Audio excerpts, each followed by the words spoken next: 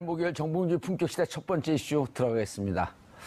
매주 목요일마다 TBS 의뢰로 여론조사 전문기관 리얼미터가 국정 지지율과 주요 현안에 대한 여론 동향을 알려주는 시간 마련하고 있습니다. 오늘은 9월 두 번째 주 문재인 대통령 국정수행평가와 핵무기 개발, 도입에 대한 여론을 들어보고 분석해보는 시간 갖도록 하겠습니다. 두 분의 여론조사 전문가 자리해 주셨습니다. 이택수 리얼미터 대표 자리해 주셨습니다. 네, 안녕하십니까. 인사하세요. 뭐 TV로 이렇게 떨어지게 쳐다봐요. 네. 오래간만에 봐요, 저 화면? 네, 오래간만에 봅니다. 예. 일주일 만에. 밑에 같이 있는 직원. 네. 와갖고 이택수 대표 엄청 비판하더라고. 자기가 최고라고. 뭐 지난주에도 말씀드렸지만 제가 확인해보니까. 예. 사수가 다릅니까? 네, 사주가 다른. 감옥 가고 싶어요? 두 번 가고 싶으십니까? 허위사실 유포로? 이미 3번 갔다 왔어요. 자, 박지영 윈지코리아 컨설팅 부대표 자리하셨습니다. 네, 반갑습니다. 예. 박진영입니다. 자, 여론조사. 계속 문재인 대통령이 조금씩 떨어지고 있어요.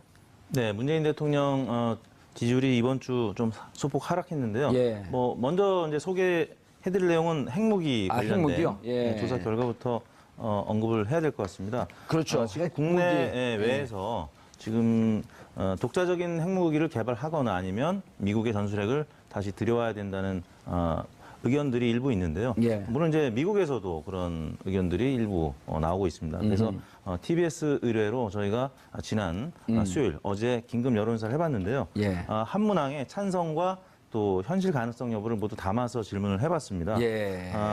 그 독자적인 그 핵무기 개발 또는 예. 미국의 전술핵 배치에 대해서 어떻게 생각하는지 물어본 결과 가능하고 그러니까 현실 가능성이 있고 또 찬성한다는 의견이 33.1%로 가장 높게 나타났고요. 아주 독특하게 물어봤네요. 네. 그리고 가능하고 찬성한다. 가능하지만 높았습니다. 반대한다. 야, 이거는 저처럼 머리 나쁜 사람 답을 못 할 것 그래서 같은데. 이제 한 문항에 여러 가지 두 가지 척도를 동시에 볼 수 있게끔 질문을 했는데 제가 왜 그걸 여쭤보냐면 저렇게 되면 질문 응답의 정확도가 좀 떨어지는 거 아닙니까? 그러진 않나요? 그렇지는 않습니다. 대체적인 경향성은 다른 조사 기관의 한 문항만 이제 예. 물어본 거랑 크게 다름이 없습니다. 다시 올려주세요. 네. 예. 두 번째로 많이 나타난 응답이 가능하지만 반대한다. 예. 그 두 번째 칸에 있는 응답이 그랬습니다. 16.6%였고요. 저도 그렇고 박시영 부대표도 저 답 못할 것 같지 않아요? 저는 답을 할 수 있습니다. 일단- 잘 모름. 일단 단순하잖아요. 네, 그렇습니다. 우리가 그냥 이렇게 술 먹을 때도 꺾지 않고 바로 먹는 사람들. 네, 그래서 그렇습니다. 잘 모름. 네, 제일 그래서 편하게. 세 번째 보기가 이제 불가능하지만 찬성한다 20.4%, 그리고 네 번째가 불가능하지만 반대한다 18.5% 이렇게 보기를 네 가지로 나눠서 했는데 어허. 찬성과 반대 그리고 또 실현 가능성, 불가능성만 또 따로 나눠서 본다면 예. 찬반 여부는 찬성은 53.5%로 나타났고요. 반대는 왜 그래프를 이렇게 35.1%. 보여주다 말다 해요, 도대체가. 예, 이걸 왜 네, 보여주세요. 그러니까 좌측의 그래프를 제가 방금 설명드린 거고요. 근데 이제 가능성 면에서는 차근히 설명해 주세요. 왜 보는 분들이 네. 이 도표나 이런 숫자가 나오게 되면 그 도표나 숫자에 익숙하지 않은 사람들 휙 지나가면서 무슨 네네. 말인지 모르거든요. 그러니까 보기가 총 찬반이 4개였는데 예. 두 개씩 묶어서 다시 집계를 한 건데요. 찬성한다는 53.5%, 반대한다는 35.1%. 자, 그러니까 그 가능 여부와 무관하게 찬성은 53.5%가 나왔고 네. 반대는 35.1. 네. 오. 한 20%포인트 가깝게 찬성 의견이 높게 나타났고요. 예. 옆에 보시는 그래프는 가능성 여부인데 가능하다라는 의견이 어허. 49.7, 대략 50%가량으로 나타났고 불가능하다는 의견이 38.9%, 대략 10명 중에 4명, 그래서 5대 4 가량으로 가능성 면에서도 대략 한 10%포인트 이상 높게 나타났습니다. 저런 경우는 어떻게 봐야 되나요? 본인들의 그 객관적 상황을 평가하거나 이런 심리가 아니라 자신들의 여론조사 질문을 받은 사람들의 심정을 나타내는 거죠, 저게. 그렇죠. 뭐 전화는 어차피 갑자기 이제 응답을 하게 되는 것인데 예. 보통은 진영 논리에 따라서 뭐 진보층 또 보수층은 선택적으로 자신이 지지하는 정당의 혹은 뭐 정부의 예. 입장을 주로 선택적으로 인지하기 때문에 뭐 현실 가능성이라든지 뭐 찬반 의견 이게 뭐 대략적으로 당시에 당청의 지지율이나 야당의 지지율과도 밀접하게 관련이 있는데요. 일단 며칠 전에 발표됐던 한국 갤럽 조사에서는 찬성이 한 60% 나왔는데 그보다는 한 5%포인트 낮은. 그러니까 이제 질문을 좀 복합적으로 하다 보니까 조금 낮은 수치가 나타날 수 있는데요. 뭐 대략적인 분위기는 아무튼 찬성이 반대보다는 높게 나타났고 오늘 어제 질문한 게 이게 조금 더 입체적으로 들어간 것 같네요. 그렇습니다. 예. 두 가지 예. 측면을 다 같이 물어봐서 그런 거고요. 예. 찬반과 실현 가능성을 물었는데 이제 실현 가능성을 이제 보통 사람들이 어떻게 생각했는지가 예. 좀 중요할 것 같아요. 그러니까 이게 독자적으로 기술력이란 측면에서의 실현 가능성을 좀 뒀을까 아니면 아하. 미국이나 주변국들의 역학관계 역학관계 속에서. 속에서 이게 독자적으로 할 수 있는 거를 뒀을까. 근데 이제 어려운 질문을 했네. 예, 대부분 이제 후자 쪽을 조금 더 생각해서 왜냐하면 그것이 쟁점이 됐기 때문에 미국의 입장까지 고려해서 이제 답을 했을 텐데 한반도의 정치 역학적 관계에 있어서 이것이 가능할 것이냐 불가능할 것이냐. 네, 또 우리 국민들이 워낙 네. 우리가 IT가 발달돼 있고 아니 북한도 하는데 이 기술력 주면 뭐 프로만 주면 뭐 1, 2년이면 금방 해 이런 자신감도 좀 있을 거 아니에요. 그러니까 정치에 대한 소극적 관여층들, 잘 예. 모르는 층들은 기술력을 중심으로 답변을 했을 가능성도 배제할 수 없다. 그러나 이제 정치 고관여층들은 해석이죠, 해석. 해석입니다. 그건 어떻게 이해했는지는 우리가 알 수가 없기 때문에 그러나 이제 정치 고관여층들은 그런 것까지 다 감안해 주변 역학관계까지. 역학관계까지 감안해서 아하. 실현 가능성을 따져보지 않았을까 그렇게 야, 생각이 듭니다. 의미 있는 조사를 해봤네요. 네. 예. 갤럽보다 낫네요 여기가. 뭐 TBS와 적극적인 협조와 문화의 고민 끝에 오고 가는 설계를 협조 했는데. 속에 뭐니 해도 머니가 최고죠. 네네. 지금 뭐 당청의 입장은 전술핵 배치에 대해서 부정적입니다. 그 북한의 핵 무기 보유 증세를 합리화시키고 또 기정사실로 굳혀주는 명분을 제공하고 또 이 동북아 이 비핵화 도미노. 정책과 핵 또 도미노 네. 정책, 핵 도미노로 가게 되면 우리 개발한다 그러면 일본 당장 개발한다 그럴 거고요. 그럼 그렇죠. 대만 당장 그게 네. 제일 우려되는 상황 아니에요. 그렇습니다. 예. 그 핵 비확산 체제가 이완될 수 있다. 뭐 이런 측면에서 당청의 입장은 공고한 편이고 그런 면에서 당청을 지지하는 진보층 또 중도 진보층은 반대하는 입장을 나타내는. 당장 뭐 더불어민주당 지지층은 찬성 반대보다는 반대가 소폭 높고 예. 또 현실 가능성도 오차범위내긴 하지만 현실 가능성이 없다. 그런 뭐 기술적인 측면보다는 이제 이 정세적인 측면을 보고 판단을 하는 것 같은데 보수층에서는 뭐 대구 경북이라든지 예. 또 60대 이상 또 자유한국당 지지층에서는 대략 10명 중에 7명, 8명 가량이 찬성하거나 또 현실 가능성도 굉장히 높게 평가를 하고 있거든요. 저는 그 이태수 좀 그 대표는 개인적으로 어떤 생각이세요? 찬성 반대. 가능 불가능 이런 걸 떠나서요. 저는 이제 뭐 다들 예, 계산할 뭐 줄 아는. 지지율 조사가 아니기 때문에 이제 조심스럽게 말씀을 드릴 수가 있을 것 같은데 저는 이제 반대 입장. 어허, 우리 박시영 대표. 저도 반대입니다. 전 찬성입니다. 네. 왜냐하면 우리가 핵무기 개발한다 그러면 중국이 대북 압박을 강화할 수밖에 없어요. 그리고 미국도 당신들 이거 북미 간에 그 수교를 한다든지 아니면 대화하지 않으면 우리 독자적으로 개발하겠다. 그러면 과거에 예, 반전반에 외치지 않으셨습니까? 외쳤죠. 전향한 겁니까? 아니죠. 그때마다 달라요. 그때마다 예. 달라요? 네. 혼자서도 잘해요. 그때마다 달라요. 그런 면에서 일관성이 있어 보입니다. 예. 네. 아니 왜냐하면 이제 저는 이거예요. 우리가 대통령께서 사드 배치가 불가피하다. 저 사드 배치 반대하거든요. 그러나 지금 상태에서 이런 지정학적 정치학적 관계에서 대통령 입장을 동의하고 용인할 수밖에 없다. 하면서 핵 문제도 이제는 네. 한 번은 우리의 전술적 불가능하다라고 하는 것은 뻔한 거 아니에요.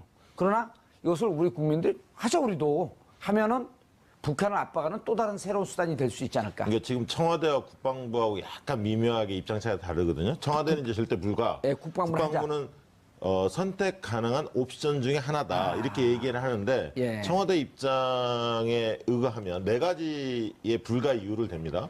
첫 번째는 이제 비핵화의 명분이 상실된다. 그리고 동북아에 이런 어떤 핵 경쟁을 촉진할 우려가 있다. 이게 예. 첫 번째고요. 예. 두 번째는 군사상 효용성이 없다. 그러니까 왜 그러냐면 미국이 반대하고 있다. 그리고 2시간 내에 감이나 오키나와에서 전략 자산이 바로 투입될 수 있다. 첫 번째 이유가 비핵화의 명분. 우리가 이제 비핵화. 북한한테 한반도 비핵화 얘기하면서 예. 어기지 않았느냐. 예. 비핵화 명분이 없고 핵 경쟁을 핵경쟁 유도. 유도. 그래서 일본도 그렇게 갈 수밖에 없고요. 우리가 그렇게 한다면. 이른바 이제 동북아 핵 도미노 현상이죠. 그렇죠. 이게. 두 번째는 효용성이 없다는 거예요. 군사상. 그러니까 미국이 반대하고 있고 실질적으로 그다음에 괌이나 오키나와에 미국 전략 자산을 2시간 내에 투입할 수가 있고 예. 이미 우리가 미국의 핵 우산 아래 놓여 있고요. 그렇죠. 핵 우산 그다음에 안에 이제 있죠. 오히려 전술핵을 놓으면 북한에서 선제 타격의 표적이 될 수도 있다. 선제 타격할 예. 수 있는 그런 우려도 있고요. 세 번째로는 유엔의 경제 제재를 우리가 감당할 수 있느냐 이 얘기를 합니다. 그러니까 당연히 우리는 개방 경제 체제인데 북한하고 또 다르지 않습니까? 예. 그러면 수출이나 수입을 하고 있는데 이런 대외 의존도가 굉장히 높은 나라인데 예. 경제 제재 막강할 거다. 그리고 아니 미국과 협의하에서 하자라고 하는 거예요. 미국이 반대한다는 거죠. 아까. 반대하기 때문에 그 전략적으로 예. 군사적으로 효용성이 떨어지고 마지막으로는 비용 문제, 비용이 예. 막다게 되는 이런 이유들 때문에 현실성이 없는데 이게 이제 보수층에서 계속 군부를 떼고 있고 군의 입장에서는 예. 군대인 그 국방부 입장은 늘 여러 가지 그 뭐랄까요 좋은 첨단 무기나 핵이나 이런 걸 개발할수록 국방부의 입지는 강화되기 때문에 그렇죠. 늘 예. 이제 그런 부분에서는 예산도 늘어나고 또 빼먹을 돈도 예, 생기고 권한도 세지고 예. 그렇기 때문에 국방부는 선택 가능한 옵션 중에 하나다라고 이야기를 하고 예, 있지만 비용 청와대에서는 문제. 반대를 하고 있죠. 좋은 생각이 있네요. 좋다. 핵무기 개발하자. 그 대신에 지금보다 세금 2배로 늘리자. 그래야지 가능하다. 뭐 그럼 지지율이 더 자유한국당 떨어지죠. 아니죠. 새로 자유한국당이 예, 세금 2배로 올리자고 주장해라. 예. 그럼 우리가 받아들이겠다. 그렇게 하면 되죠. 우린 이거 세금 자유한국당이 그럴 것 같습니까? 복지 포퓰리즘이라고 얘기하기 때문에 복지비 줄이고 군사비 늘려라 이렇게 이야기하겠죠. 예. 아, 복지비 줄이고. 예. 오호. 그러면은 정치를 현실 정치는 안 하시면서 감이 좀 떨어지셨군요. 아니 그러면은 예. 우리가 그 아동 복지 예산 네. 다 없애고 초등학교 0세부터 5세까지 보육 예산 안 주겠다. 지금 내년 7월부터 아동수당 월 10만 원씩 만 5세 이하가 내려가기로 돼 있기 때문에 네. 해당되는 부모님들은 그걸 기대하고 있기 때문에 아니 그러니까 그 표가 자유한국당도 또 떨어질 수 아니 자유한국당도 그 10만 원 못 주겠다고 선언해라. 네. 더 이상 길게 가져가면 재미가 없을 것 같습니다. 다음 주제로 넘어가시죠. 이제 진행도 하고 싶으세요? 자유한국당에서는 이제 원유철 의원 같은 경우가 대표적인 예. 핵 무장론자인데 지금 이제 그 미국의 핵 우산 하에서의 이제 전략핵 이거는 이제 멀리서 쐈을 때 뭐 빠르긴 해도 20분 차이가 나는데 만약에 그 현지에서의 기후가 악화되면 지난 5차 핵실험 그 얘기를 때처럼 되게 기후 악화들을 얘기해요 여기서. 네네 뭐 그런 얘기를 하고 있고 또 하나는 전시작전 통제권 얘기를 계속 하거든요. 예. 뭐 나토식으로 바꾸지 않으면 전술핵이 있어도 사실 뭐 큰 의미가 없다. 그래서 나토는 이제 공동 공유하는 거죠. 네네. 전술핵의 공유. 네. 그래서 이제 자유한국당에서는 계속 이제 원유철 의원 같은 분들이 이걸 주장하고 있고 그러다 보니까 뭐 한국당 내에서는 아까 말씀드린 대로 10명 중 7, 8명 가량이 지금 찬성하는 것이고요. 더불어민주당 군대는 갔다 왔나요? 원유철 의원이 군대 갔다 온 것으로 저도 알고 있습니다. 그 더불어민주당 지지층은 의원님 말씀하신 것처럼 찬성하는 분들이 37.3%, 10명 중에 4명이 예. 찬성을 합니다. 예. 물론 이제 반대가 2명 중에 1명, 51.5%가 지금 반대를 하고 있는데 더불어민주당 지지층에서도 지금 현재 문재인 대통령과 민주당은 반대하고 있지만 지금 이 문제 때문에 대통령 지지율이 지금 계속 떨어지고 있거든요. 예. 이런 부분 봤었을 때 이대로 있어서는 안 되겠다. 무력감, 좌절감 이 부분 때문에 지지율이 계속 이완되거나 떨어지는 것을 보고 있기 때문에 민주당 지지층에서도 10명 중에 4명 가량이 지금 핵을 도입하거나 아니면 예. 자체적으로 개발해야 된다 이런 의견을 나타내고 있는 것 같습니다. 알겠습니다. 이렇게 지금 예를 들면 핵 문제에 관련해서 예를 들면 굉장히 국민들의 다수가 전술핵 배치에 대해서 동의한다. 이게 왜 나왔을까?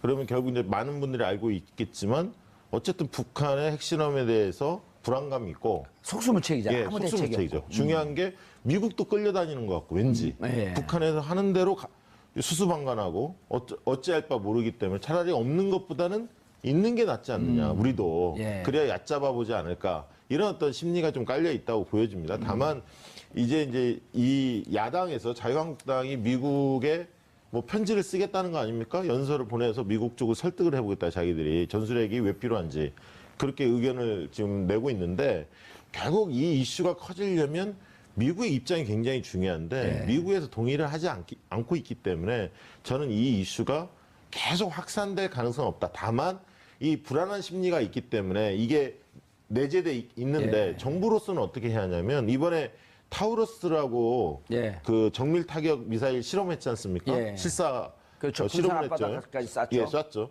이런 식으로 국민을 안심시킬 수 있는 뭐 다양한 형태의 훈련 같은 경우를 빈번하게 할 필요는 있습니다. 그래서 안보에 문제가 전혀 없다. 그래서 그런 안심을 국민들한테 보여줘야 그런 어떤 능력, 안심할 수 있는 어떤 여건 이런 것들을 보여줘야 이런 어떤 불안감이 전술핵 배치의 요구로 이어지지 않을 수 있는 거죠. 타우로스 미사일 그 탄두 무게가 얼마인지 아시죠? 10kg인가요? 얼마죠? 480kg요. 480kg. 0.5톤. 0.5톤. 예, 그 이번에 미국하고 협상을 하면서 2톤으로 늘렸죠. 그러니까 무제한으로 늘린 건데 0.5톤이면요. 현실 실험할 때는 콘크리트 벽 3kg를 뚫고 들어가고 네. 그리고 이론상으로는 6kg를 뚫고 들어가고 그걸 이제 2톤까지 늘리면 자그마치 24m의 콘크리트를 뚫고 들어간답니다. 아, 그래요? 그리고 뚫고 들어간 다음에 그 안에서 폭발. 그러니까 백두산 근처에 있는 지하 50m의 벙커 이런 게 다 폭발된다는 거예요. 그러니까 어찌됐든 우리 군으로서는 타우러스의 핵탄두 중량을 늘린 것 이것만도 그 무척 의미 있게 받아들이고 있는 거죠. 예. 어느 나라 쨘 줄 아세요, 타우러스? 미국 거 아닙니까? 독일과 스웨덴이 공동 개발한 아, 겁니다. 그런 겁니까? 아까 나 무식하다 그랬죠. 이 방송 여러 군데 진행하시면서 이게 주워 들은 게 많으시군요. 주워 들어요? 이 양반이 감옥 가고 싶나?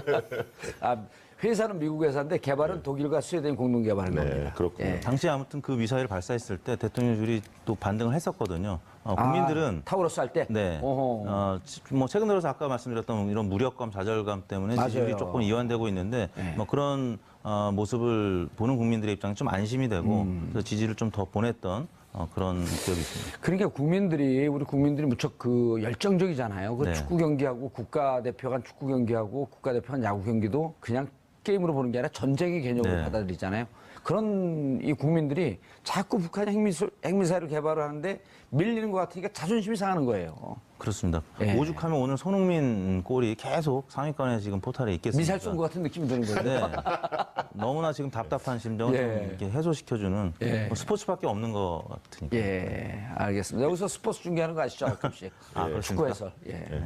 다음에는 이제 격투기 UFC 이런 것도 해설하려고 그래요. 코너 맥그리거하고 메이웨더. 이거 좋아하시잖아요. 예. 이번에 이제 골루코스인가 누구죠? 그 GGG. 그러니까 우리 저기 뭐죠? 동포죠, 동포. 고려족. 피가 섞여- 예, 고려족. 할머니가 고려인. 3세인가요? 예, 3세입니다. 그런 것도 이제 좀 해야 되겠어요. 복싱과 정치학. 자, 또 다음 조사한 건 뭐죠? 그다음에 이제 문재인 대통령 국정수행평가인데요. 예. 지금 이번 주 하락세가 계속 이어지고 있습니다. 예. 안보 인사 논란 때문에 3주째 하락세를 이어가고 있는데요. 이번 주 주중 집계 교통방송과 TBS와 저희가 함께 집계한 지지율이 66.8%. 지난 3주 전과 비교하면 뭐 대략 한 7%포인트 지금 빠진 수치인데요. 지난달 넷째 주에 보면 73.9%였는데 지금 66.8%. 뭐 상당히 많이 빠졌습니다. 이게 이제 결국에는 북한 핵 문제와 또 인사 이 논란 때문에 지지율이 맞아요. 빠졌는데요.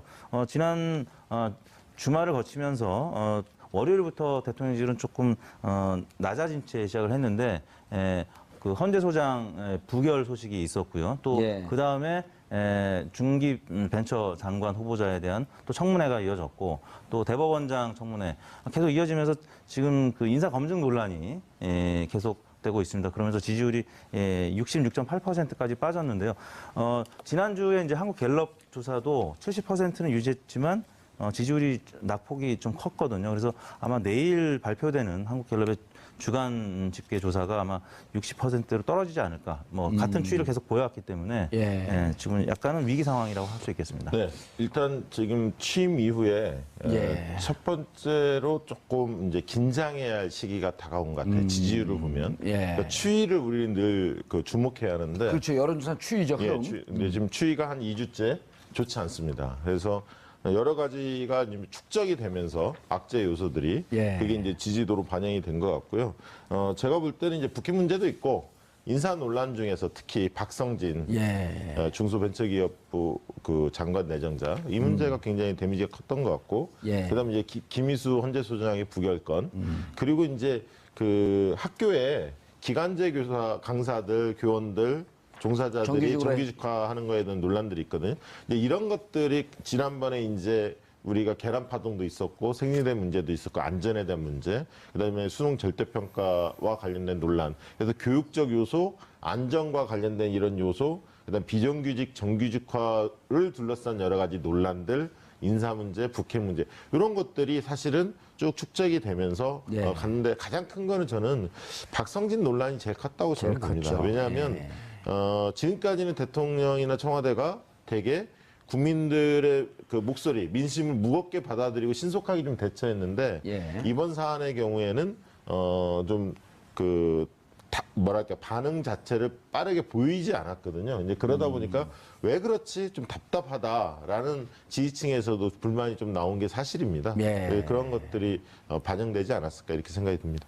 박시영 부대표님, 그런데 이제 그 우리가 나온 지지율을 그대로 분석해 주는 것도 중요하지만 이제 좀 평론적 측면에서도 좀 접근할 필요가 있는데 네. 당 의원들을 뭐 다 만나보지는 않지만 몇몇 의원들을 만나봤더니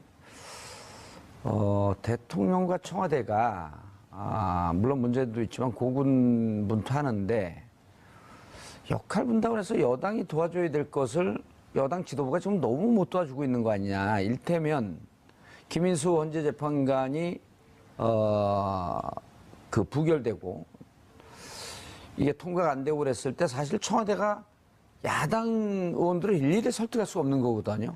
그건 국회에서 역할을 좀 해줘야 되는데 너무 바른정당 이런 쪽하고 추미애 대표나 당 지도부가 대립적으로 가는 것 때문에 말은 지금 청와대는 그 벙어리 냉각성 할 듯이 말은 못하지만 이런 부분이 하나 있고 그다음 지금도 김명수 헌재 그 대법원장 이 부분 갖고 오히려 그 국민의당에서는 명분을 달라 그러는 거 아닙니까? 네. 좀 자신들한테 대화하고 갈 길을 터줘야 되는데 추미애 대표가 계속 대립적으로 공격적으로 하고 오히려 청와대의 역할을 하는 걸 좀 못 도와주고 있다. 이런 그 불만들을 좀 토로해요. 어떻게 보십니까, 그거는? 그러니까 추미애 대표 입장에서 좀 억울할 수는 있을 겁니다. 본인은 왜 그러냐면 지금 최고위원회의 구성이 지도부의 예. 민주당 당 지도부의 구성이 최고위원들이 상당수가 원외 지구당 위원장이 많습니다. 지역위원장이. 그러니까 이게 바꿔가면서 하거든요. 과거에는 예. 지난번에 지금 장관하고 있는 김영주 의원이 서울시당 위원장으로서 최고위원이었고 전해철 네. 이런 분들이 있기 때문에 예를 들면 강경 목소리를 낼 때 대표가 안 내고 최고위원이 낼 때도 있고 이런 게 이제 조율이 되는데 지금은 당대표만 보이고 최고위원들이 목소리가 안 나오고 있습니다. 그러다 보니까 추미애 대표는 사실 그 본인이 굉장히 강성의 목소리를 지금 내고 있거든요. 그러다 보니까 이제 아까 말씀하신 대로 국민의당의 협조를 얻어야 할 부분이 추 대표의 강경 목소리 때문에 묻혀버리는 거죠. 묻혀버리고 잘 안 되는 거죠. 근데 강경 목소리만 내는 게 맞나요? 꼭 그렇지는 않죠. 그 좋은 건 아닙니다. 그러니까 예. 그럴 바에는 대표는 강경 목소리를 낼 때도 있고 또 여소야대 국면을 현실적으로 인정하고 품을 예. 때도 있고 이렇게 나가야 하고 최고위원들 중에서 역할 분담을 좀 해야죠. 대표가 혼자 강경 목소리 내는 게 좋지는 않습니다. 역할 분담 잘 해야 하는데 그런 팀워크가 지금 그렇게 원활하게 돌아간 것 같지는 않다. 저는 좀 그렇게 보고 있습니다. 아니 대표도 그렇고 원내대표도 그렇고 지금 상황에서는 어찌됐든 여소야대 정국이기 때문에 야당을 좀 설득하려고 하는 그러니까 자유한국당은 대화 안 되잖아요. 그럼 그 바른정당과 국민의당 특히 국민의당 같은 경우는 과거에 한솥밥을 먹고 있었던 분들이고 박지원 대표 같은 경우는 중간중간에 좀 협조하려고 했던 노력을 했단 말이에요. 근데 과거의 감정 때문에 너무 국민의당을 감정적으로 내치는 거 아니냐. 이런 불만들이 나오고 있단 말이죠. 네. 그럼 분명히 그런 문제도 있고 또 예. 한편으로 보면 국민의당과 바른정당의 문제도 사실 있습니다. 그러니까 있죠. 예, 그건 바른정당도 있다고. 예. 뭐 합리적 보수, 중도 보수로 바꾸려고 노력한다라고 이야기를 하지만 전혀 바뀐 게 없거든요, 사실은. 예. 그래도 요즘 핫한 의원 있잖아요. 하태경. 당론을 결정하지 않습니까? 예. 이런 건에 대해서 예를 들면 그 소신 투표를 하게 만들어서 그런 예를 들면 김희수 헌법재판소장 투표를 할 때 좀 예. 자유롭게 투표하게끔 유도를 한다든가 또 국민의당도 안철수 대표가 사실은 들어서면서 더 강경해진 것 같아요. 왜냐하면 정부 여당하고 대립감을 확실히 서야만이 존재감이 살 수 있다. 이런 생각들을 갖고 있는 게 아닌가 싶습니다. 알겠습니다. 이태수 대표님. 네. 지지율을 조금 더 들여다보죠. 네. 예. 박성진 후보자가 지금도 계속 지지율 낙폭을 높게 하는데 네. 박성진 후보자 문제가 지금 계속 물고 들어가잖아요. 그렇습니다. 어떻게 해야 됩니까? 이걸 빨리 청와대에서 결정을 해야 되나요? 오늘 나오는 일부 보도는 박성진 후보자는 사의를 표명했다. 네. 그 사의를 청와대에 전달했다라고 하는 기사가 일부 나오고 있는데 확인은 잘 안 되고 있어요. 그렇죠.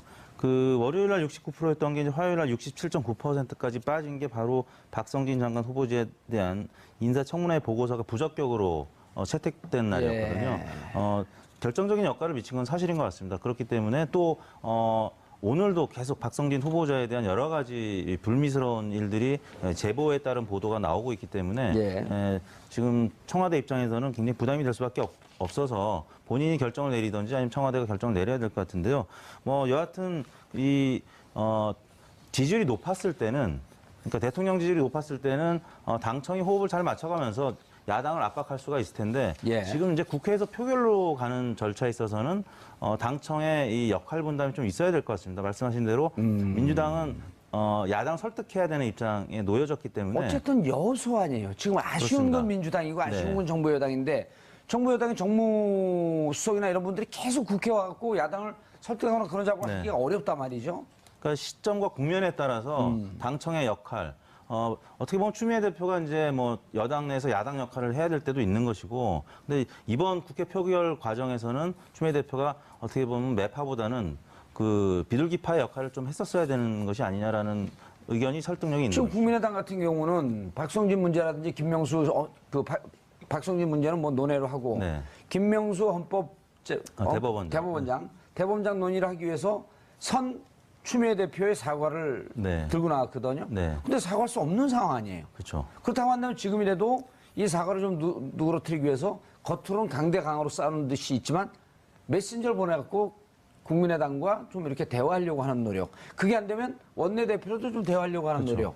이게 참 아쉽다. 그런 부분이 이제 정치력이. 부족하기 때문에 지금 더욱이 70%대에서 지금 60%로 떨어진 지지율이 지금 나오고 있기 때문에 더욱이 민주당의 역할 또 추미애 대표 역할이 커지고 있는 상황인 것 같습니다. 그러니까 사실 여소야대 국면에서는 줄 거 주고 받을 거 받고 약간 능수능란하고 실리적으로 잘 풀어가야 합니다. 결국 해내는 리더십, 문제 해결형 리더십을 원한다. 그럴 수밖에 없다는 거죠. 아니 강경하게 주장하는 거 쉽거든요.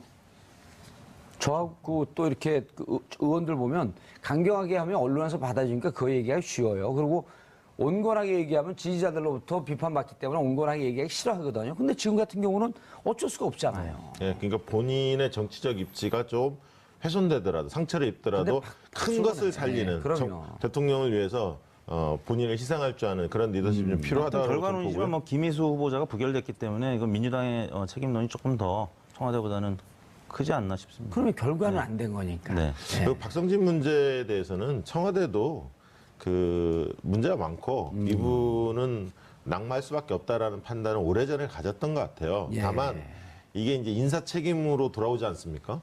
그러니까 이제 그 당이 여당과 야당이 청문회라는 과정을 통해서 뭔가 이게 걸러지는 그 부적격인 어떤 상황을 정치권이 좀 명확하게 해주는 그런 과정을 좀 지켜본 게 아닌가 싶고 또 지금 대법원장 김명수 대법원장 인준이 남아 있기 때문에 이런 문제하고 뭔가 모종에 연계해서 풀려고 하지 않을까. 왜냐하면 대법원장 통과가 굉장히 중요하지 않습니까? 중요하죠. 사법개혁의 이제 정점인데. 그런 측면에서 박성진 카드를 버리면서 김명수 대법원장을 살리는 쪽으로 뭔가 역할을 하지 않을까 그렇게 생각합니다. 대법원장은 임명의 자리가 16,000개예요.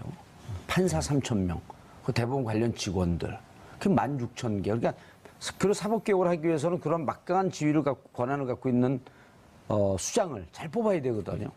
근데 박성진 장관 후보자하고 지금 막 엉켜버렸으니까. 그리고요 실질적으로 그 개혁 성향의 인사 아닙니까? 김명수 대법원장 후보자가. 근데 이걸 과연 국민들은 어떻게 볼까? 저게 야당에서 주장하는 것처럼 지나치게 좌파 인사, 너무 치우친 코드 인사 아니냐? 그거 좀 조사해보지 그러셨어요. 이제 다음에 조사했으면 좋겠어요. 아니면 다음은 다 지나가고 난다는데. 아니면 적폐청산이나 이 법원 개혁을 위해서 그런 참신하고 개혁적 인사를 써야 하는 거냐? 근데 지금 영장 기각들이 굉장히 많이 이루어지고 있지 않습니까? 최근에 이런 사람도 꼭 구속을 해야 하는데 영장 기각 사례가 법원에서 발부하는 게 굉장히 많거든요. 그래서 국민들이 상당히 비판적인 시각으로 법원을 바라보고 있습니다. 그렇기 때문에 제가 볼 때는 우리 여론조사 기관인 리얼미터 같은 데서 그런 걸 조사를 해주면 정치권도 영향을 받겠죠. 그러니까 어제 끝났으면 이게 어제 조사한 건가요? 언제 조사한 거죠? 이건 어제 조사했고요. 김명수 후보자에 대한 조사도 지금 하고 있습니다. 그래서 다른 매체에 의뢰해서 아마 뭐 오늘 밤이나 아마 내일 아마 결과 나올 것 같습니다. 왜냐하면 지금 그 제일 핫하게 돌아가는 네네. 거고 그럼 박성진 장관 후보자도 반드시 들어가. 오늘 있나요 이거는? 아니요, 박성진 후보자는 조사는 하진 않았습니다. 예. 그건 어차피 네, 좀 부정적인 느낌이죠. 날아가는 그리고 보고서 카드니까. 되게 이미 됐기 때문에. 네. 알겠습니다. 근데 김희수 그 헌재소장 네. 낭만 거 갖고 또 조사한 게 있다고요? 네, 그렇습니다. 저희가 이제 어제 JTBC 통해서 보도가 된 내용인데요. 예. 김희수 헌재소장 후보자의 부결에 대해서 리얼미터하고 같이 한 건가요? 네, JTBC하고? 예, JTBC 가 여기저기 리얼미터에 빨대를 많이 꽂고 사시네. 호남 민심만 조사를 해봤습니다. 9명가량 조사를 했는데요. 광주, 전남, 전북, 거주 성인 500여 명한테 조사를 했는데 509명인가 했다고 네네. 이렇게 아침에 네. 보도 나오던데. 김희수 헌재소장 후보자 부결에 대해서는 동의하지 못한다라는 의견이 62.4%로 나타났고요. 호남, 네, 광주, 호남. 전남북 509명에 대해서 네네. 조사한. 동의한다는 22.2%에 그쳤습니다. 물론 댓글을 보니까 동의 못한다는 의견이 이렇게 적냐, 더 많을 것이다, 호남에서는. 근데 그 호남에서도 국민의당 지지층이 또 일부 있기 때문에 동의하지 못한다는 의견도 22.2%로 나타났는데 동의 못한다는 의견은 동의 광주에서 못한다. 가장 높게 나타났습니다. 66.6, 그다음에 전남이 63.1, 전북이 58.6%로 광주가 가장 전북 분인데 높게 그분이 나타났습니다. 고창. 네, 전북 분이긴 한데 광주에서 좀 아무래도 네. 네네. 그렇게 하고 동의를 못한다면 책임 있는 정당, 부결에 책임 있는 정당은 어느 정당이냐라고 했을 때 국민의당이라는 의견이 64.4%, 어허. 그다음에 한국당과 바른정당이라는 의견이 22.1%, 민주당이 9.8%. 그리고 민주당은 한 10% 가까이 나왔더라고요. 네네. 민주당도 책임이 있다. 10명 중 1명 책임이 있다라고 본 것이고 국민의당이 64.4%로 나타나면서 정당 지지율에서도 여전히 고전을 면치 못하고 있습니다. 하나만 좀 말씀드리고 싶은데요. 아까 이제 대통령 지지도와 관련해서 이제 많은 국민들이 지지자들 그렇게 물어봅니다. 대통령 지지도 다시 올릴 수 있는 보관은 없느냐? 뭐 이 얘기를 묻더라고요. 그래서 저는 그렇게 생각합니다. 아까 말씀하셨던 당정청의 역할을 잘 분담해서 하는 것 이게 중요하고요. 그 다음에 지난번 제가 그렇게 말씀드렸는데 총리의 역할을 높일 필요가 있다. 총리가 해야 할 역할을 높여주는 것이 오히려 잘 굴러갈 거다. 근데 총리가 최근에 굉장히 떴습니다. 흔히 말하는 얘기로. 사이다 발언. 네, 사이다 발언. 그래서 이낙연 총리의 역할을 좀 높여줄 필요가 있고 대통령 관련해서는 감성 일정을 좀 더 강화하고 마지막 하나는 인사 시스템을 아무튼 전반적으로 좀 정비하면서 기강을 좀 확리할 필요는 있어 보입니다. 그래서 잘못된 측면이 있다면 과감하게 질책도 하고 이런 어떤 자세가 좀 필요한 게 아닌가. 그건 어떻게 보세요? 지금 이제 검찰의 수사가 그러니까 그 과거 적폐청산이라고 하는 부분, 특히 국정원 댓글 개입에 대한 검찰의 수사가 좀 속도를 붙여야 된다. 그러면은 국정원 댓글 개입은 원세훈 위에 과연 누가 있었냐 없었냐라고 하는 것이 이제 문제가 되고 있는 거고, 또 하나는 MB 시절에도 블랙리스트가 있었다. 근데 정말 이상한 사람들이 나왔어요. 블랙리스트가 유준상 이런 분도 나오고, 그 다음에 김구라도 나왔던데? 김구라 원래 있어요. 말을 함부로 해갖고 거긴 위험합니다. 그래서 그렇게 되면 마지막 종착점이 결국은 MB로 칼끝이 가는 거 아니냐라고 하게 되면 지지율이 확 올라갈 텐데 왜 그걸 안 하죠? 지금 나름대로 뭐 속도는 내고 있습니다만 어쨌든 지금 적폐청산에 관련해서 각 부처, 각 기관들이 다 하고 있는데 속도를 좀 붙일 필요가 있죠. 다음 주 조사할 때는요. 그 국정원 대선 댓글 개입 민간인 48명이죠. 팀은 30개. 그다음 사이버 사령부 지금 그 수사도 안 하고 있어요. 아직도. 사이버 사령부. 그다음에 MB 시절의 문학의 블랙리스트. 이 세 개를 묶어서 MB의 책임이 있다고 보느냐 없다고 보느냐. 그럼 수사를 해야 되느냐 말아야 되느냐. 그걸 갖고 집중적으로 하시면 여론조사 하나 갖고도 대통령 지지율이 올라갑니다. 알겠습니다. 좀 기여를 하세요. 밥값 좀 하세요. 밥값. 품격시대 이 PD님과 상의를 해보도록 하겠습니다. PD 위에 제가 있잖아요. 네. 밥값을 좀 하셔야지. 돈을 받으면. 하시겠어요? 네. 알겠습니다. 아니 왜냐하면 국민들이 이상하게 생각하는 게 이렇게 자꾸만 혐의가 나오는데 왜 전직 대통령이라고 하는 이유로 수사를 안 하는 거 아니야? 뭔가 그 내부에 이런 얘기까지 댓글 보면 이런 얘기까지 나와요. 검찰 내부에 그때 당시 이명박 대통령 전 대통령 시절에 그 세력들이 아직도 잔존하는 거 아니야? 이런 얘기까지 나오거든요. 왜냐면 BBK 사건이 있었으니까. 그렇죠. 그 BBK 사건이 나오자마자 대검찰청 BBK 팀에서 반박 성명까지 나오잖아요. 그럼 BBK는 살아있네? 그럴 때 여론조사 해보는 거예요. 밥값하기 위해서. 네, 알겠습니다. 알겠습니다. 자, 그리고 또 오늘 뭐 짚지 못한 거 있나요? 정당지도 간단히 짚고 정당지도 간단하게. 네, 정당 지지율 민주당이 이제 4주째 또 하락세를 보이고 있습니다. 문재인 대통령 지지율이 이제 3주째 하락했는데 동반하는 네, 거죠? 동반 예. 하락하고 있고요. 자유한국당이 1.9%포인트 올랐습니다. 18.6%로 최근 들어서는 굉장히 높은 수치를 기록하고 있습니다. 예. 안보 정국에서 보수층이 결집하고 있다는 것이고 또 하나는 뭐 이 핵 이슈와 관련해서도 미국에 조사단을 파견한다든지 예. 또 그 박근혜 전 대통령이나 아니면 서청원, 최경환 의원에 대한 출당 권유 뭐 이런 소식들이 전해지면서 자유한국당 지지율은 다른 정당에 비해서 많이 오른 편이고요. 예. 정의당이 소폭 올라서 6.2%, 국민의당 5.6%로 0.1%포인트 빠졌고요. 바른정당 1.2%포인트 빠져서 5.1%로 나타났습니다. 예. 그러니까 바른정당이 요즘에 여러 내용들이 일어나고 있잖아요. 예. 이혜원 대표 안 좋은 사퇴했고요. 소식으로 예. 사표냈고 그다음에 힘겨루기가 이루어지고 있죠. 김무성과 유승민, 통합파와 자강론. 그러다 보니까 바른정당이 좀 죽을 쓰고 있어서 예. 한국당 중심으로의 자유한국당 중심으로의 보수층이 보수, 결집하는 흐름들이 좀 보이고요. 결국 연말 연초에 가면 바른정당이 생존하기가 상당히 어렵지 않을까 그렇게 예상이 됩니다. 알겠습니다. 이태수 대표님. 네. 저희가 2부에서 네. 5.18 광주민주항쟁 당시 발포자, 헬기의 그 사격 이런 등등에 대해서 계속 요즘 뉴스가 나오면서 제보도 들어오고 이거를 재수하는 거에 대해서 국민들의 관심이 높아지고 있거든. 이건 네. 대통령 지지율 상승으로 연결될까요? 어떻게 될까요? 이것과 전혀 무관한가요? 뭐 이 부분도 여전히 국민들의 의견이 남아있기 때문에 예. 뭐 이거 조사하자는 뭐 찬성 의견이 높을 것 같고요. 찬성 의견이 높고. 네, 뭐 대통령 지지율에 부정적인 영향보다는 긍정적인 영향으로 작용할 가능성이 특히 높다고 봅니다. 호남 지역에서. 그렇죠. 알겠습니다. 자, 대통령 지지율이 연속 하락하고 있지만 오히려 청와대의 문제보다도 정부 여당, 특히 여당에서 여소야대 그러면 수출이나 수입을 하고 있는데 이런 대외 의존도가 굉장히 높은 나라인데 예. 경제 제재 막강할 거다. 그리고 아니 미국과 협의하에서 하자라고 하는 미국이 거예요. 반대한다는 거죠. 아까. 반대하기 때문에 전략적으로 예. 군사적으로 효용성이 떨어지고 마지막으로는 비용 문제, 비용이 예. 막대야 되는 이런 이유들 때문에 현실성이 없는데 이게 이제 보수층에서 계속 군부를 떼고 있고 군의 입장에서는 예. 군대인 그 국방부 입장은 늘 여러 가지 그 뭐랄까요 좋은 첨단 무기나 핵이나 이런 걸 개발할수록 국방부의 입지는 강화되기 때문에 그렇죠. 늘 예. 이제 그런 부분에서는 예산도 늘어나고 또 빼먹을 돈도 예, 생기고 권한도 세지고 예. 그렇기 때문에 국방부는 선택 가능한 옵션 중에 하나다라고 이야기를 하고 예, 있지만 비용 청와대에서는 문제. 반대를 하고 있죠. 좋은 생각이 있네요. 좋다. 핵무기 개발하자. 그 대신에 지금보다 세금 2배로 늘리자. 그래야지 가능하다. 뭐 그럼 지지율이 자유한국당- 더 떨어지죠. 아니죠. 새누리 자유한국당이 예, 세금 2배로 올리자고 주장해라. 예. 그럼 우리가 받아들이겠다. 그렇게 하면 되죠. 우린 이거 세금 자유한국당이 그럴 것 같습니까? 복지 포퓰리즘이라고 얘기하기 때문에 복지비 줄이고 군사비 늘려라 이렇게 얘기하겠죠. 예. 복지비 줄이고. 예. 오호. 그러면은 현실 정치를 안 하시면서 감이 좀 떨어지셨군요. 아니 그러면은 예. 우리가 그 아동 복지 예산 네. 다 없애고 초등학교 0세부터 5세까지 보육 예산 안 주겠다. 지금 내년 7월부터 아동수당 월 10만 원씩 만 5세 이하가 내려가기로 돼 있기 때문에 네. 해당되는 부모님들은 그걸 기대하고 있기 때문에 아니 그러니까 그 표가 자유한국당도 또 떨어질 수 자유한국당도 그 10만 원 못 주겠다고 선언해라. 네.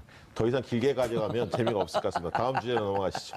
이제 진행도 하고 싶으세요? 자유한국당에서는 이제 원유철 의원 같은 경우가 대표적인 예. 핵무장론자인데 지금 이제 그 미국의 핵 우산 하에서의 이제 전략핵 이거는 이제 멀리서 쐈을 때 뭐 빠르긴 해도 20분 차이가 나는데 만약에 그 현지에서의 기후가 악화되면 지난 5차 그 핵실험 얘기를 때처럼 되게 기후 악화들을 얘기해요 여기서. 네네 뭐 그런 얘기를 하고 있고 또 하나는 전시작전 통제권 얘기를 계속 하거든요. 예. 뭐 나토식으로 바꾸지 않으면 전술핵이 있어도 사실 뭐 큰 의미가 없다. 그래서 나토는 이제 공동 공유하는 거죠. 네네. 전술핵의 공유. 네. 그래서 이제 자유한국당에서는 계속 이제 원유철 의원 같은 분들이 이걸 주장하고 있고 그러다 보니까 뭐 한국당 내에서는 아까 말씀드린 대로 10명 중 7, 8명가량이 지금 찬성하는 것이고요. 더불어민주당 군대는 갔다 왔나요? 원유철 의원이 군대 갔다 온 것으로 저도 알고 있습니다. 그 더불어민주당 지지층은 의원님 말씀하신 것처럼 찬성하는 분들이 37.3%, 10명 중에 4명이 예. 찬성을 합니다. 예. 물론 이제 반대가 2명 중에 1명, 51.5%가 지금 반대를 하고 있는데 더불어민주당 지지층에서도 지금 현재 문재인 대통령과 민주당은 반대하고 있지만 지금 핵 이 문제 때문에 대통령 지지율이 지금 계속 떨어지고 있거든요. 예. 이런 부분 봤었을 때 이대로 있어서는 안 되겠다. 무력감, 좌절감 이 부분 때문에 지지율이 계속 이완되거나 떨어지는 것을 보고 있기 때문에 민주당 지지층에서도 10명 중에 4명 가량이 지금 핵을 도입하거나 아니면 예. 자체적으로 개발해야 된다 이런 의견을 나타내고 있는 것 같습니다. 알겠습니다. 이렇게 지금 예를 들면 핵 문제에 관련해서 예를 들면 굉장히 국민들의 다수가 전술핵 배치에 대해서 동의한다. 이게 왜 나왔을까? 그러면 결국 이제 많은 분들이 알고 있겠지만 어쨌든 이 비핵화 도미노. 정책과 핵 또 도미노 네. 정책, 핵 도미노로 가게 되면 우리 개발한다 그러면 일본 당장 개발한다 그럴 거고요. 그럼 그렇죠. 대만 당장 그게 네. 제일 우려되는 상황 아니에요. 그렇습니다. 예. 그 핵 비확산 체제가 이완될 수 있다. 뭐 이런 측면에서 당청의 입장은 공고한 편이고 그런 면에서 당청을 지지하는 진보층 또 중도 진보층은 반대하는 입장을 나타내는 당장 뭐 더불어민주당 지지층은 찬성 반대보다는 반대가 소폭 높고 예. 또 현실 가능성도 오차 범위 내긴 하지만 현실 가능성이 없다. 그런 뭐 기술적인 측면보다는 이제 이 정세적인 측면을 보고 판단을 하는 것 같은데 보수층에서는 뭐 대구 경북이라든지 예. 또 60대 이상 또 자유한국당 지지층에서는 대략 10명 중에 7명, 8명 가량이 찬성하거나 또 현실 가능성도 굉장히 높게 평가를 하고 있거든요. 저는 그 이택수 전 네. 그 대표는 개인적으로 어떤 생각이세요? 찬성 반대. 저는 가능 불가능 이런 걸 떠나서요. 저는 그건 뭐 다들 계산할 뭐 줄 아는. 지지율 조사가 아니기 때문에 이제 조심스럽게 말씀을 드릴 수가 있을 것 같은데 저는 이제 반대 입장입니다. 어허, 우리 박시영 대표. 저도 반대입니다. 전 찬성입니다. 네. 왜냐하면 우리가 핵무기 개발한다 그러면 중국이 대북 압박을 강화할 수밖에 없어요. 그리고 미국도 당신들 이거 북미 간에 그 수교를 한다든지 아니면 대화하지 않으면 우리 독자적으로 개발하겠다. 그러면 과거에 예, 반전반핵 외치지 않으셨습니까? 외쳤죠. 전향한 겁니까? 아니죠. 그때마다 달라요. 그때마다 하나요? 네. 네. 혼자서도 잘해요. 그때마다 달라요. 그런 면에서 일관성이 있어 보입니다. 예. 네. 아니 왜냐하면 이제 저는 이거예요. 우리가 대통령께서 사드 배치가 불가피하다. 저 사드 배치 반대하거든요. 그러나 지금 상태에서 이런 지정학적 정치학적 관계에서 대통령 입장을 동의하고 용인할 수밖에 없다. 하면서 핵 문제도 이제는 네. 한 번은 우리의 전술적 불가능하다라고 하는 것은 뻔한 거 아니에요. 그러나 이것을 우리 국민들이 하자 우리도 하면은 북한을 압박하는 또 다른 새로운 수단이 될 수 있지 않을까. 그러니까 지금 청와대와 국방부하고 약간 미묘하게 입장 차이가 다르거든요. 청와대는 이제 절대 불가. 예, 국방부는 선택 가능한 옵션 중에 하나다. 이렇게 얘기를 하는데 예. 청와대 입장에 의거하면 4가지의 불가 이유를 댑니다. 첫 번째는 이제 비핵화의 명분이 상실된다. 그리고 동북아에 이런 어떤 핵 경쟁을 촉진할 우려가 있다. 이게 예. 첫 번째고요. 예. 두 번째는 군사상 효용성이 없다. 그러니까 왜 그러냐면 미국이 반대하고 있다. 그리고 2시간 내에 감이나 오키나와에서 전략 자산이 바로 투입될 수 있다. 첫 번째 이유가 비핵화의 명분. 우리가 이제 비핵화. 북한한테 한반도 비핵화 얘기하면서 예. 어기지 않았느냐. 예. 비핵화 명분이 없고 핵 경쟁을 핵경쟁 유도. 유도. 그래서 일본도 그렇게 갈 수밖에 없고요. 우리가 그렇게 예. 한다면. 이른바 이제 동북아 핵 도미노 현상이죠. 그렇죠. 이게. 두 번째는 효용성이 없다는 거예요. 군사상. 그러니까 미국이 반대하고 있고 실질적으로 그다음에 괌이나 오키나와에 미국 전략 자산을 2시간 내에 투입할 수가 있고 예. 이미 우리가 미국의 핵 우산 아래 놓여 있고요. 그렇죠. 핵 우산 그다음에 안에 이제 있죠. 오히려 전술핵을 놓으면 북한에서 선제 타격의 표적이 될 수도 있다. 선제 타격할 예. 수 있는 그런 우려도 있고요. 세 번째로는 유엔의 경제 제재를 우리가 감당할 수 있느냐 이 얘기를 합니다. 그러니까 당연히 우리는 개방 경제 체제인데 북한하고 또 다르지 않습니까? 예. 분들이 네. 이 도표나 이런 숫자가 나오게 되면 그 도표나 숫자에 익숙하지 않은 사람들 휙 지나가면서 무슨 네네. 말인지 모르거든요. 그러니까 보기가 자, 총 찬반영. 4개였는데 예. 두 개씩 묶어서 다시 집계를 한 건데요. 찬성한다는 53.5%, 반대한다는 35.1%. 자, 그러니까 그 가능 여부와 무관하게 찬성은 53.5%가 나왔고 네. 반대는 35.1. 네. 오. 한 20%포인트 가깝게 찬성 의견이 높게 나타났고요. 예. 옆에 보시는 그래프는 가능성 여부인데 가능하다라는 의견이 어허. 49.7, 대략 50%가량으로 나타났고 불가능하다는 의견이 38.9%, 대략 10명 중에 4명, 그래서 5대 4 가량으로 가능성 면에서도 대략 한 10%포인트 이상 높게 나타났습니다. 저런 경우는 어떻게 봐야 되나요? 본인들의 그 객관적 상황을 평가하거나 이런 심리가 아니라 자신들의 여론조사 질문을 받은 사람들의 심정을 나타내는 거죠, 저게. 그렇죠. 뭐 전화는 어차피 갑자기 이제 응답을 하게 되는 것인데 예. 보통은 진영 논리에 따라서 뭐 진보층 또 보수층은 선택적으로 자신이 지지하는 정당의 혹은 뭐 정부의 예. 입장을 주로 선택적으로 인지하기 때문에 뭐 현실 가능성이라든지 뭐 찬반 의견 이게 뭐 대략적으로 당시에 당청의 지지율이나 야당의 지지율과도 밀접하게 관련이 있는데요. 일단 며칠 전에 발표됐던 한국 갤럽 조사에서는 찬성이 한 60% 나왔는데 그보다는 한 5%포인트 낮은. 그러니까 이제 질문을 좀 복합적으로 하다 보니까 조금 낮은 수치가 나타날 수 있는데요. 뭐 대략적인 분위기는 아무튼 찬성이 반대보다는 높게 나타났고 어제 질문한 게 이게 조금 더 입체적으로 들어간 것 같네요. 그렇습니다. 예. 두 가지 예. 측면을 다 같이 물어봐서 그런 거고요. 예. 찬반과 실현 가능성을 물었는데 이제 실현 가능성을 이제 보통 사람들이 어떻게 생각했는지가 예. 좀 중요할 것 같아요. 그러니까 이게 독자적으로 기술력이란 측면에서의 실현 가능성을 좀 뒀을까 아니면 아하. 미국이나 주변국들의 역학관계 역학관계 속에서. 속에서 이게 독자적으로 할 수 이게 있는 거를 뒀을까. 근데 이제 어려운 질문을 했네. 예, 대부분 이제 후자 쪽을 조금 더 생각해서 왜냐하면 그것이 쟁점이 됐기 때문에 미국의 입장까지 고려해서 이제 답을 했을 텐데 한반도의 정치 역학적 관계에 있어서 이것이 가능할 것이냐 불가능할 것이냐. 네, 또 우리 국민들이 워낙 네. 우리가 IT가 발달돼 있고 아니 북한도 하는데 이 기술력 주면 뭐 프로만 주면 뭐 1, 2년이면 금방 해 이런 자신감도 좀 있을 거 아니에요. 그러니까 정치에 대한 소극적 관여층들, 잘 예. 모르는 층들은 기술력을 중심으로 답변을 했을 가능성도 배제할 수 없다. 그러나 이제 정치 해석이죠, 고관여층들은 해석. 해석입니다. 그건 어떻게 이해했는지는 우리가 알 수가 없기 때문에 그러나 이제 정치 고관여층들은 그런 것까지 다 감안해 주변 역학관계까지. 역학관계까지 감안해서 아하. 실현 가능성을 따져보지 않았을까 그렇게 야, 생각이 듭니다. 의미 있는 조사를 해봤네요. 네. 예. 갤럽보다 낫네요 여기가. 뭐 TBS와 적극적인 협조와 문화의 고민 끝에 오고 가는 설계를 협조 속에 했는데 뭐니 해도 머니가 최고죠. 네네. 지금 뭐 당청의 입장은 전술핵 배치에 대해서 부정적입니다. 그 북한의 핵 무기 보유 증서를 합리화시키고 또 기정사실로 굳혀주는 명분을 제공하고 또 이 동북아 목요일 정봉주 품격 시대 첫 번째 이슈 들어가겠습니다. 매주 목요일마다 TBS 의뢰로 여론조사 전문기관 리얼미터가 국정 지지율과 주요 현안에 대한 여론 동향을 알려주는 시간 마련하고 있습니다. 오늘은 9월 두 번째 주 문재인 대통령 국정수행평가와 핵무기 개발, 도입에 대한 여론을 들어보고 분석해보는 시간 갖도록 하겠습니다. 두 분의 여론조사 전문가 자리해 주셨습니다. 이택수 리얼미터 대표 자리해 주셨습니다. 네, 안녕하십니까? 인사하세요. 뭐 TV로 이렇게 또렷하게 쳐다봐요. 네. 오래간만에 봐요. 저 화면? 네, 오래간만에 봅니다. 예. 그 일주일 만에. 밑에 같이 있는 직원. 네. 와갖고 이택수 대표 엄청 그 비판하더라고. 자기가 최고라고. 뭐 지난주에도 말씀드렸지만 제가 확인해 보니까 예. 사수가 다릅니까? 사주가 다른. 감옥 가고 싶어요? 두 번 가고 싶으십니까? 허위사실 유포로? 이미 3번 갔다 왔어요. 자, 박시영 윈즈코리아 컨설팅 부대표 자리하셨습니다. 네, 반갑습니다. 예. 박진영입니다. 자, 여론조사. 계속 문재인 대통령 조금씩 떨어지고 있어요.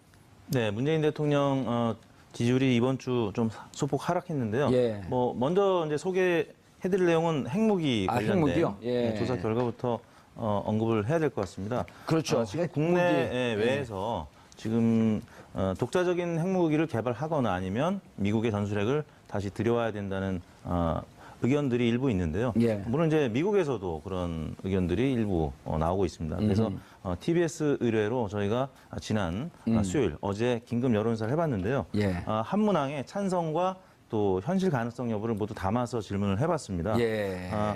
그 독자적인 그 핵무기 개발 또는 예.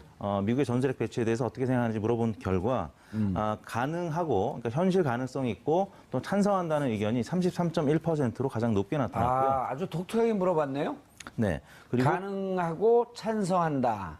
가장 가능하지만 높았습니다. 반대한다. 야, 이거는 저처럼 머리 나쁜 사람 답을 못할 것 그래서 같은데. 이제 한문항에 여러 가지 두 가지 척도를 동시에 볼 수 있게끔 질문을 했는데 제가 왜 그걸 여쭤보냐면 저렇게 되면 질문 응답의 정확도가 좀 떨어지는 거 아닙니까? 그러진 않나요? 그렇지는 않습니다. 대체적인 경향성은 다른 조사 기관의 한문항만 이제 예. 물어본 거랑 크게 다름이 없습니다. 다시 올려주세요. 네. 예. 두 번째로 많이 나타난 응답이 가능하지만 반대한다. 예. 그 두 번째 칸에 있는 응답이 그랬습니다. 16.6%였고요. 저도 그렇고 박시영 부대표도 저 답 못할 것 같지 않아요? 저는 답을 할 수 있습니다. 일단- 잘 모름. 일단 단순하잖아요. 네, 그렇습니다. 우리가 그냥 이렇게 술 먹을 때도 꺾지 않고 바로 먹는 사람들. 네, 그래서 그렇습니다. 잘 모름. 네, 제일 그래서 편하게. 세 번째 보기가 이제 불가능하지만 찬성한다 20.4%, 그리고 네 번째가 불가능하지만 반대한다 18.5% 이렇게 보기를 네 가지로 나눠서 했는데 어허. 찬성과 반대 그리고 또 실현 가능성, 불가능성만 또 따로 나눠서 본다면 예. 찬반 여부는 찬성은 53.5%로 나타났고요. 반대는 왜 그래프를 이렇게 35.1%. 보여주다 말다 해요, 도대체가. 예, 이걸 네, 보여주세요. 그러니까 좌측의 그래프를 제가 방금 설명드린 거고요. 근데 이제 가능성 면에서는 차근히 설명해 주세요. 왜 보는 분 북한의 핵실험에 대해서 불안감이 있고 속수무책이잖아요. 예, 아무 대책이 없고. 속수무책이죠. 중요한 게 미국도 끌려다니는 것 같고 왠지 예. 북한에서 하는 대로 수수방관하고 어찌할 바 모르기 때문에 차라리 없는 것보다는 있는 게 낫지 않느냐. 우리도 예. 그래야 얕잡아 보지 않을까. 이런 어떤 심리가 좀 깔려 있다고 보여집니다. 다만 이제 이 야당에서 자유한국당이 미국에 뭐 편지를 쓰겠다는 거 아닙니까? 연설을 보내서 미국 쪽을 설득을 해보겠다. 자기들이 전술핵이 왜 필요한지 그렇게 의견을 지금 내고 있는데 결국 이 이슈가 커지려면 미국의 입장이 굉장히 중요한데 미국에서 동의를 하지 않고 있기 때문에 저는 이 이슈가 계속 확산될 가능성은 없다. 다만 이 불안한 심리가 있기 때문에 이게 내재돼 있는데 정부로서는 어떻게 해야 하냐면 이번에 타우러스라고 예. 그 정밀 타격 미사일 실험했지 않습니까? 예. 실사 그렇죠. 실험을 군산 했죠. 앞바다까지 쐈죠. 예, 쐈죠. 이런 식으로 국민을 안심시킬 수 있는 뭐 다양한 형태의 훈련 같은 경우를 빈번하게 할 필요는 있습니다. 그래서 안보에 문제가 전혀 없다. 그래서 그런 안심을 국민들한테 보여줘야 그런 어떤 능력, 안심할 수 있는 어떤 여건 이런 것들을 보여줘야 이런 어떤 불안감이 전술핵 배치의 요구로 이어지지 않을 수 있는 거죠. 그래서 타우로스 미사일 그 탄두 무게가 얼마인지 아시죠? 10kg인가요? 얼마죠? 480kg요. 480kg. 0.5톤. 0.5톤. 예, 그 이번에 미국하고 협상을 하면서 2톤으로 늘렸죠. 그러니까 무제한으로 늘린 건데 0.5톤이면요. 현실 실험할 때는 콘크리트 벽 3kg를 뚫고 들어가고 네. 그리고 이론상으로는 6kg를 뚫고 들어가고 그걸 이제 2톤까지 늘리면 자그마치 24m의 콘크리트를 뚫고 들어간답니다. 아, 그래요? 그리고 뚫고 들어간 다음에 그 안에서 폭발. 그러니까 백두산 근처에 있는 지하 50m의 벙커 이런 게 다 폭발된다는 거예요. 그러니까 어찌됐든 우리 군으로서는 타우러스의 핵탄두 중량을 늘린 것 이것만도 그 무척 의미 있게 받아들이고 있는 거죠. 예. 어느 나라 쨘 줄 아세요, 타우러스? 미국 거 아닙니까? 독일과 스웨덴이 공동 개발한 아, 겁니다. 그런 겁니까? 아까 나 무식하다 그랬죠. 이 방송 여러 군데 진행하시면서 이게 주워 들은 게 많으시군요. 주워 들어요? 이 양반이 감옥 가고 싶나? 아, 회사는 미국 회사인데 개발은 독일과 스웨덴이 공동 개발한 네, 겁니다. 그렇군요. 예. 당시에 아무튼 그 미사일을 발사했을 때 대통령실이 또 반등을 했었거든요. 국민들은 타우러스 할 때? 네. 어허. 뭐 최근 들어서 아까 말씀드렸던 이런 무력감, 좌절감 때문에 맞아요. 지지율이 조금 이완되고 있는데 뭐 그런 모습을 보는 국민들의 입장이 좀 안심이 되고 그래서 지지를 좀 더 보냈던 그런 기억이 있습니다. 그러니까 우리 국민들이 무척 그 열정적이잖아요. 그 네. 축구 경기하고 국가대표가 축구 경기하고 국가대표가 야구 경기도 그냥 게임으로 보는 게 아니라 전쟁의 개념으로 네. 받아들이잖아요. 그런 이 국민들이 자꾸 북한이 핵미사일을 개발을 하는데 밀리는 것 같으니까 자존심이 상하는 거예요. 그렇습니다. 예. 오죽하면 오늘 손흥민 골이 계속 상위권에 지금 포탈에 있겠습니까? 미사일 쏜 것 같은 느낌이 드는 거예요. 네. 너무나 지금 답답한 심정을 예. 좀 이렇게 해소시켜주는 예. 뭐 스포츠밖에 없는 것 같으니까. 예, 알겠습니다. 여기서 스포츠 중계하는 거 아시죠, 가끔씩? 아, 그렇습니까? 축구 해설. 예. 다음에는 이제 격투